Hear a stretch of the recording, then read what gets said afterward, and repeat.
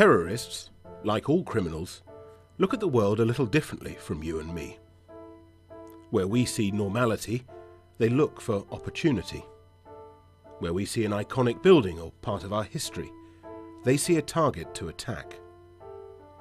Where we see services to help us live our lives, they see a chance to disrupt them. Where we see somewhere bustling and busy, they see the opportunity to kill as many people as possible. So it's time we too looked a little closer.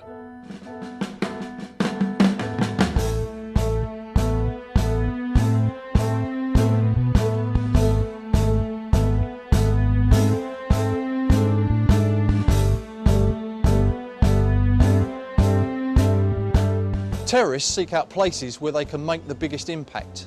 They often target open places where it's easy to move about unnoticed. A transport hub perhaps, or a busy shopping centre, or a football stadium. Places that attract large numbers of people, often crowded together. Enclosed spaces such as theatres, concert arenas or nightclubs also make attractive targets. Although security may be tighter, the risk of being caught is outweighed by the huge publicity and outcry a successful attack will generate. But whichever you work at, the threat is very real. Terrorists do careful research to ensure a successful attack. They gather all sorts of information, such as how easy it is to get close to the target, whether they need passes to get in, who or what might challenge them. They'll collect information when planning an attack, when the site is busiest, whether there are irregular delivery times, what access there is for vehicles. And they'll pull information together and rehearse their plans, perhaps measuring or timing distances between entrances and exits. It's during this preparation leading up to an attack when we have the best chance of spotting suspicious behaviour, when the terrorist is at work and vulnerable to being exposed. There is no profile for a terrorist, so you can't identify one by the way they look, their ethnicity, gender, age or clothing. It's their behaviour that identifies them. And in your role, you're ideally placed to recognise suspicious behaviour.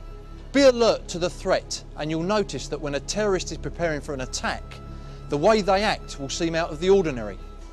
Look closely and you'll see the criminal taking photographs doesn't always behave like a tourist taking photographs. A delivery man doing his job doesn't behave like a terrorist scouting entrances and exits.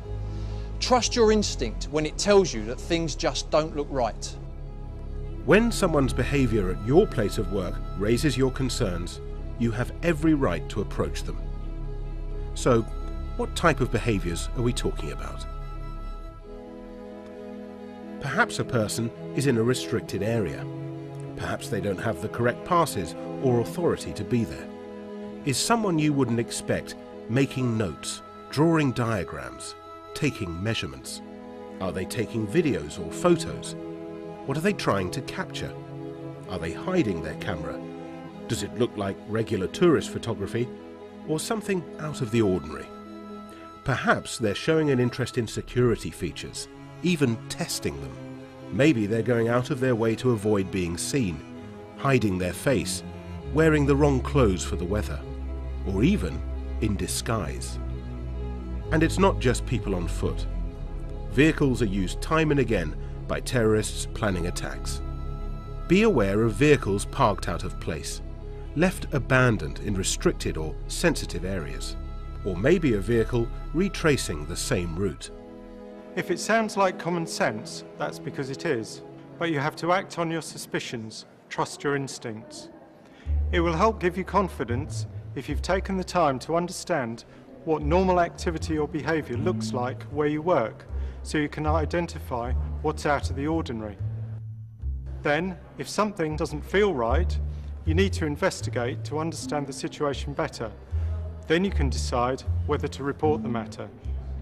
But approaching someone and asking them to explain their presence or behaviour could be uncomfortable for both of you. Have confidence and remember the purpose of your role. Be open with the person about why you're speaking to them. If you're clear, calm and polite, most members of the public will understand your concerns. And remember that if someone really is gathering information, carrying out what we call hostile reconnaissance, then approaching them shows that you and your colleagues are alert, and that could just be enough to deter a criminal or terrorist from continuing with their plans. Recognizing suspicious behavior is one thing. Knowing what to do next requires a little more confidence. You need clarity. Having recognized behavior that you feel is suspicious, you now need to understand the situation and decide whether your instinct is correct. Listen to an example and think about how this security guard tries to understand the man's motives for his behavior. Good morning, sir. Morning. How are you today? I'm fine, thanks. So? Yeah, not too bad, thanks. I'm part of security here, and I'd just like to ask you a few questions as to the purpose as to why you're here, sir. Why? I noticed you've been here since about 11:30. You've been taking some notes, and you've been coming in and out of entrances. What's the reason for your visit here, sir? I'm here to visit a colleague. A colleague. And who would that colleague be, sir? His name's John. John who? Simons. John Simons. Have you been here before, sir? No, it's my first time. Okay. So you've been here a while, as I said, you've been here since about 11:30 or so. Yeah, I got here way too early. You've been taking some notes on your paper there, sir, and coming in and out of the building a few times. Can I ask why? It's research. Research. Can you go into a little bit more detail? Well, I'm a writer. Sorry, it's a bit embarrassing. I don't like to talk about my work. That's okay. It's no problem. So the gentleman, which floor does he work on, sir? I've no idea. You have no idea. So, and your appointment is at? We were meant to meet at 1 o'clock. You meant to be one. So you've got about 15 minutes or so, yeah? But you've been here an awfully long time. Do you have a telephone number for the gentleman? I don't, I'm afraid, no. An email address? But that's on my computer at home. We've just been conversing by email. But you've been here since about 11:30. As I say, I like to leave extra time. How did you know how long I've been here? So we're part of security here. Yeah, but I don't see any cameras, which is unusual for a place like this. No. I can't go into too much detail, but the security is very important here. But as I said... So there's more than one of you then? There's lots of us. Is there someone watching us on a hidden camera somewhere? So I'm not going to go into detail like that. What I'm going to do is I've taken the gentleman's name, which was, Right. sorry? John Roberts. John Roberts. Okay, sir. What I'm going to ask you to do is if the gentleman's going to meet you in the next 15 minutes or so and you're at the location, just bear with me for 1 second and I'm just going to try and get hold of Mr. John for you, okay? And, Okay, thanks. I'm part of security here, so I'd just like to make sure that you're on time and there's no hiccups with your meeting. If you could just take a seat for me a moment, sir. There's not a problem, is there? There's no problem whatsoever. You take a seat. Thank you very much. Okay. Okay, now let's review the conversation.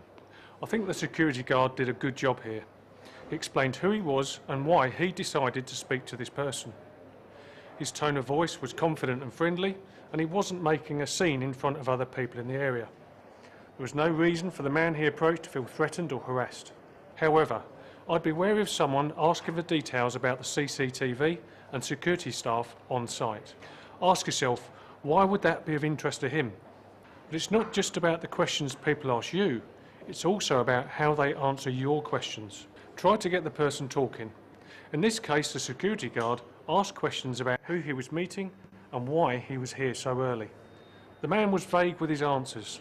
He couldn't remember his colleague's name properly, couldn't provide any contact details, and he'd been hanging around a long time without approaching reception. In addition, the lack of details in his responses meant for me that the story was unconvincing. What was now crucial was that the security guard went away and verified his story. Reporting any suspicion is very important. You might be reluctant to do so. Maybe you're embarrassed, or you don't want to get involved. In some cases, you might worry about being seen to be overreacting. It's recognised that we're in a unique position to guard against the threat from terrorism. So if you have any doubt, report it. Use the word salute to help you remember what to pass on. Situation, who or what you picked up on. Activity, what was happening? What was the person or vehicle doing? Location, where exactly was this? Unit, who made the observation? Time, time and date of the instinct being reported. Equipment. Any equipment you used for surveillance detection, such as a specific CCTV camera. Also, remember to note descriptions of any individuals involved.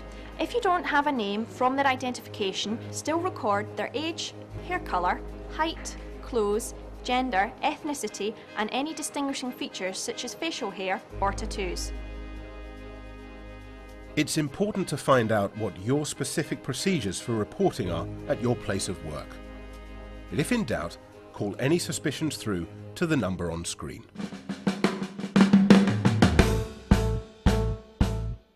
Have the confidence to make the right decision.